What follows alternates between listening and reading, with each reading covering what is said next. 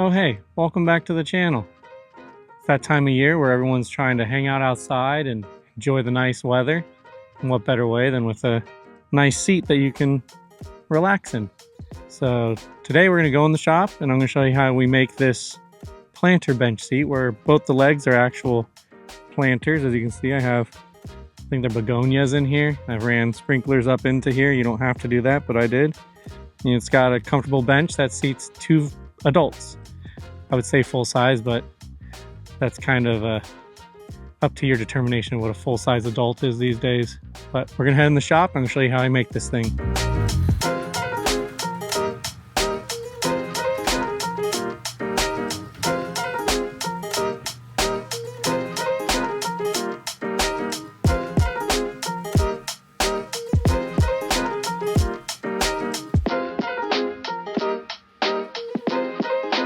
I don't currently have a shop truck, so I make do with my daily driver, which is a Sportback style sedan.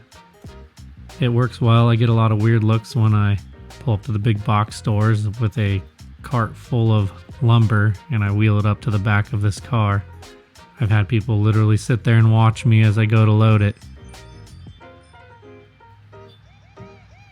The only time I really need a shop truck is when I'm buying sheet goods, like full-size sheets of plywood. But then my dad has access to the Ram 3500 that we use for those occasions.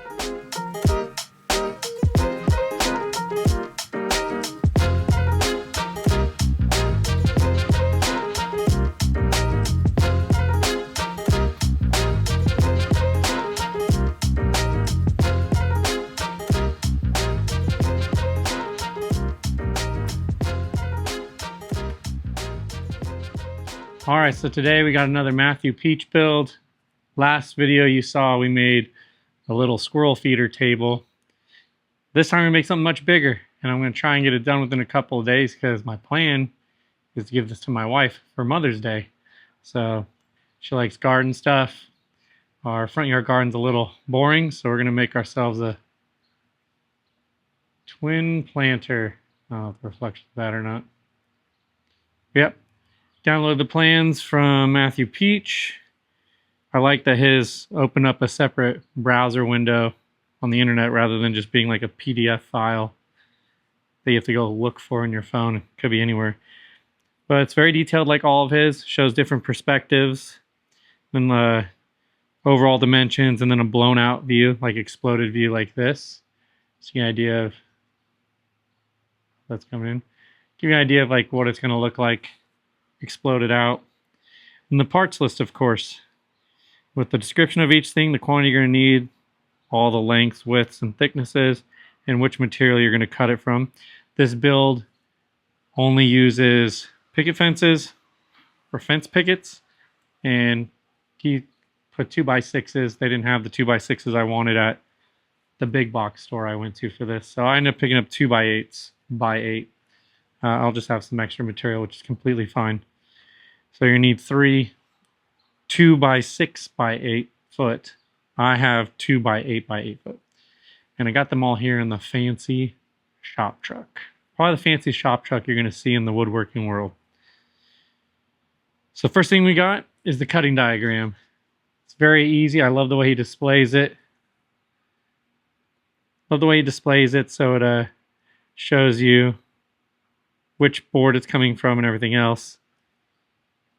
Sorry, this camera likes to... It's supposed to auto track my face, but then it won't focus on anything else. So with that, we're going to get to cutting.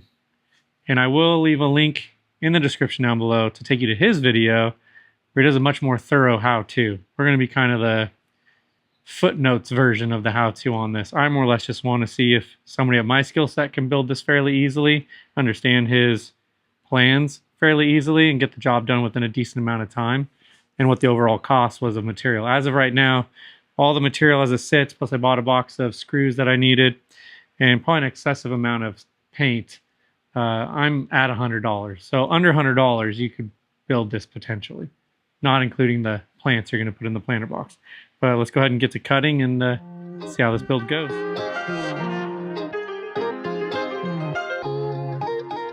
In this part of the video, What I'm doing is I'm just ripping the outermost edge of the 2x8s down to get a clean, non-rounded edge to work with.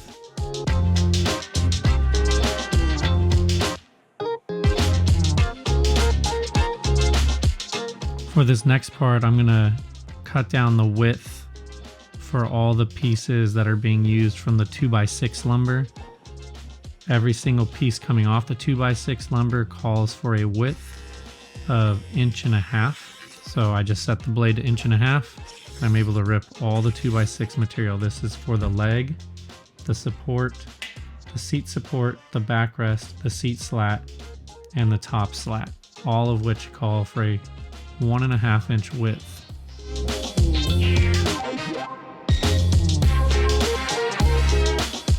Now that I have all the 2x6 lumber cut to the right width, I bring it over to my miter saw and I'm gonna cut them all to the appropriate lengths.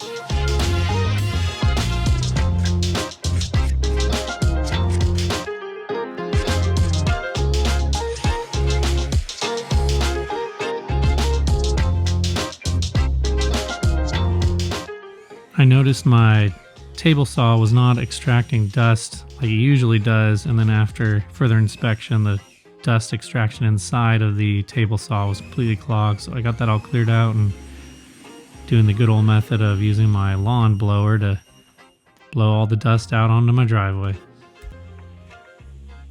The next thing I'm about to do is rip a clean edge off of all of the fence pickets to have something clean to start with.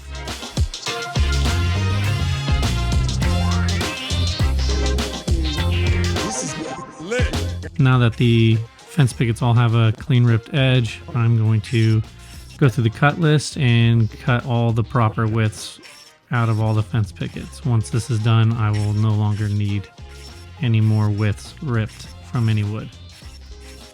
This is my first time following plans on my phone, and I'm finding it annoying because I'm constantly having to play with my phone, and on video it looks like I'm busy text messaging or distracted on my phone. But I promise you, every time you see me looking down at my phone, I'm looking at something on the plans. First thing I do after I've cut all the widths out of the fence pickets is I cut those rounded ends off so I have squared ends to work with. And then I'm going to go ahead and cut all the proper lengths that I need. There are a lot of cuts involved in this build.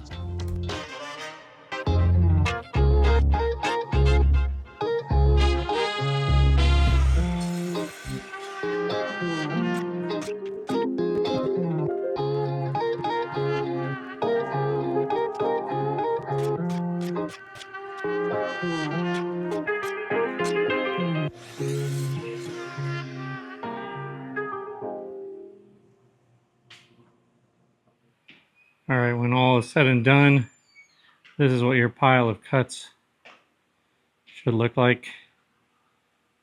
It's definitely a little larger of a project than the squirrel feeder table. Now that all my wood is cut properly, my plan was to seal it via this Cabot wood sealer as well as exterior paint for the other parts. My concern was the wood warping or misshaping overnight after it had been freshly cut. I don't know if that's an actual thing or not, but I really wanted to get this all done by the end of the night. I tend to coat both edges in one face, let that dry for an hour, and then flip them over and just have to coat the one face that I have left.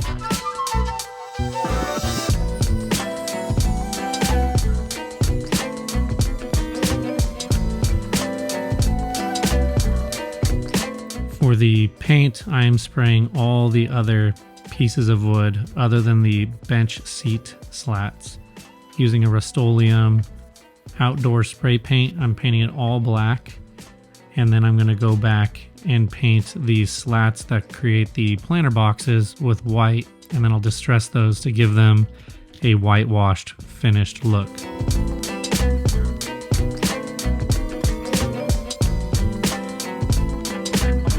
I don't think using spray paint is the most beneficial as far as money goes. I do have a Graco paint sprayer, so going forward on projects like this, I'm probably gonna end up buying either a quart or gallon of paint and spraying it that way versus using spray paint. But I don't know, let me know down in the comments from what you guys have dealt with, what you find easier and more beneficial price-wise. My garage is controlled chaos at this point. Just finished putting the concrete slabs down where the bench is gonna go. Had to pull 4 bushes out. That was a pain. Everything's painted and finished.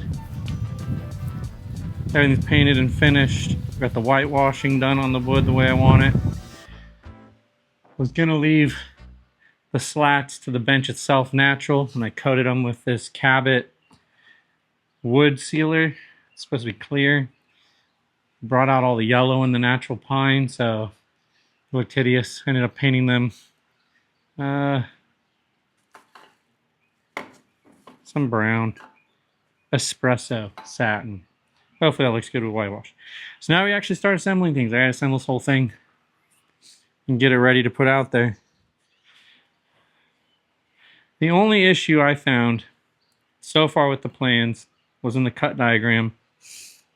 One of the 2x6s, mind you, I had 2x8s, but one of the 2x6s, he shows 5 separate cuts widthwise on the 2x6.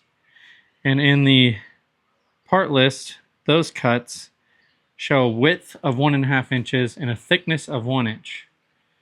Now, when you're just reading through plans and doing a bunch of cuts, to me, the width is what I'm going to set my fence to on my table saw and rip that board. So at 1.5 inches, I'm going to rip 1.5 inches. Well, 1.5 inches times 5 is more than 6 inches. Luckily, I had 2x8s, so me misinterpreting the way he wrote his diagram out in his plans, and I'm sure other people are going to have the same issue. It was okay because I had 2x8s. I think he needs to swap on his plans where it says width is 1.5 inches and thickness is 1 inch. He needs to swap that out to width is 1 inch, thickness is 1.5 inches. I get it that the 2x6 is 1.5 inches thick, so in his mind, he's going to rip 5 1-inch wide passes and then turn it on its side, and there you go. You have 1.5 inches thick, or 1.5 inches wide to the inch thickness. But when you're reading out cutting lists and it says 1.5 inches width, I'm going to put that saw at 1.5 inches. That's the only thing I have found that I kind of don't agree completely with on his plans, because it could get some people having to run out and get some extra lumber, which I think you should get anyways. But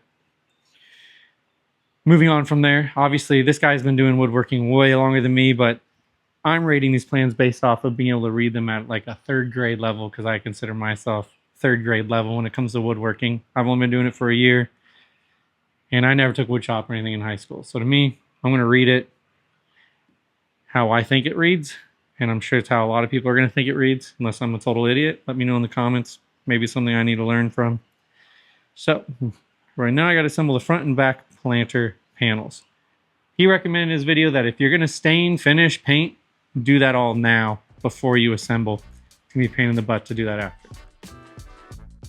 For this first part of the assembly, I'm going to finish out the front and back faces to the planter boxes with a 1/4 inch gap between each slat. It's not perfect. My boards, I think, were a little bit over the 2.5 inch, or sorry, 2.25 inch width they were supposed to be. So it got a little tight towards the end. But I did create these 1/4 inch little spacers, and I pre-drill out and countersink the screws just slightly so I don't split the wood. And here you can see I have all 4 done.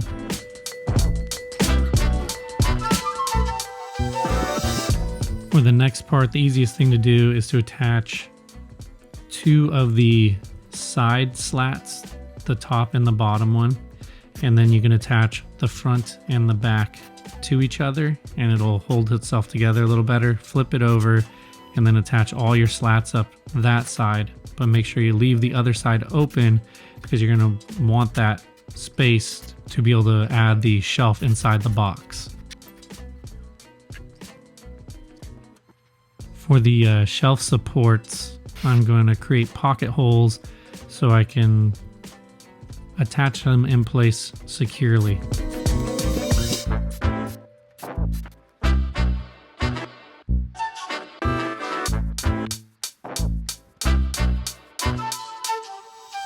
You're going to want to use outdoor pocket hole screws. I didn't have any on me, so I'm just using the regular pocket hole screws. This isn't being sold to a client, so I'm not super worried about it. I can repair it down the road if I need to. Here I'm adding these slats that create the shelf themselves, and then you add the exterior slats to finish out the sides and front and back of the box. For the next part, I'm going to cut the miter cuts at a 45-degree angle to create the apron around the top of the boxes.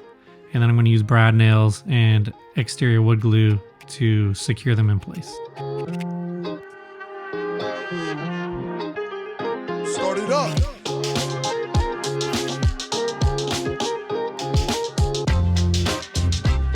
The next step is to get the proper lengths and miter cuts on the bench supports. There's 3 supports. 2 will be attached permanently to the planter boxes, and 1 is a center support that gets attached to all the bench slats.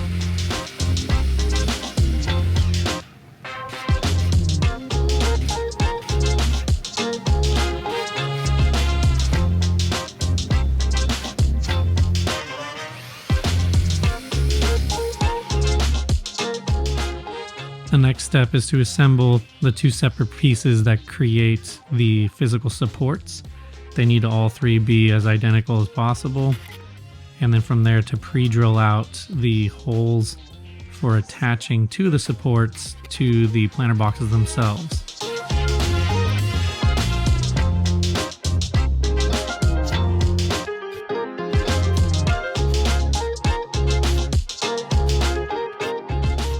Orientation does matter when it comes to the 2 brackets that are being attached to the boxes, so pay close attention when you go to pre-drill those out because they do face opposing directions.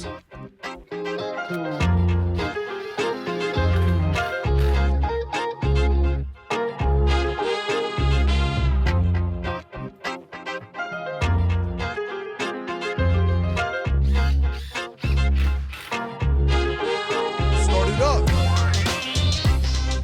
I chose to assemble the entire structure on the location it's going to stay. I didn't feel like assembling it in my garage and then trying to carry it out there by myself, especially with my wife home and me not wanting her to see it yet since it's a gift for her.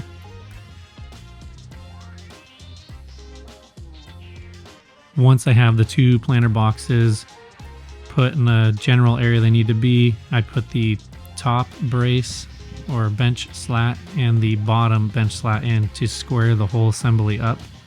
From there I'm going to measure in, I believe, 3/4 of an inch from the outside edge and halfway in between the slats and pre-drill out holes for the screws.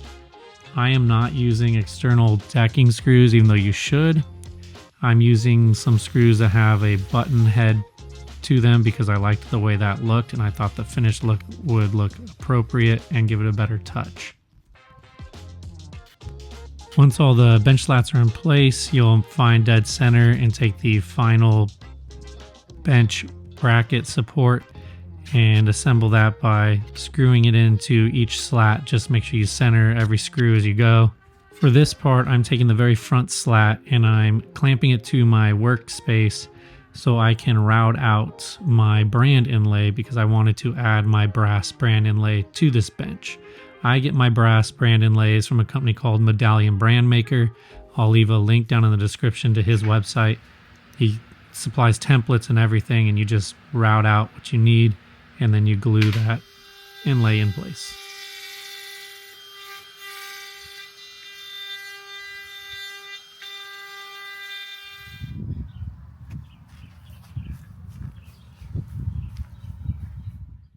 All right, it's not Mother's Day till tomorrow, but my wife can't come outside unless I show it to her now because it's where it's going to be. So the landscape's not done yet. That'll be a surprise for her tomorrow. But we're going to go get her reaction to seeing this bench. So I'm going to go grab her. You got to come around to the front.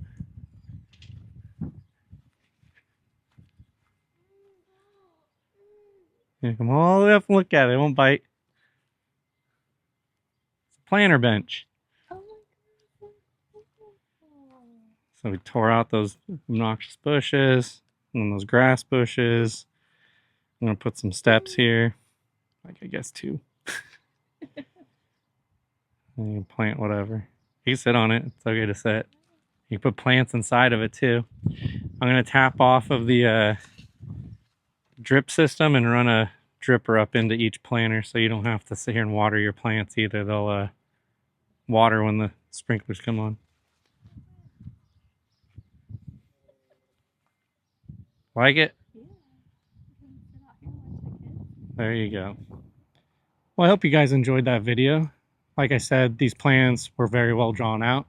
They're from Matthew Peach. Like I said, I was going to make something a little bigger of his than the little squirrel feeder we did on the previous video.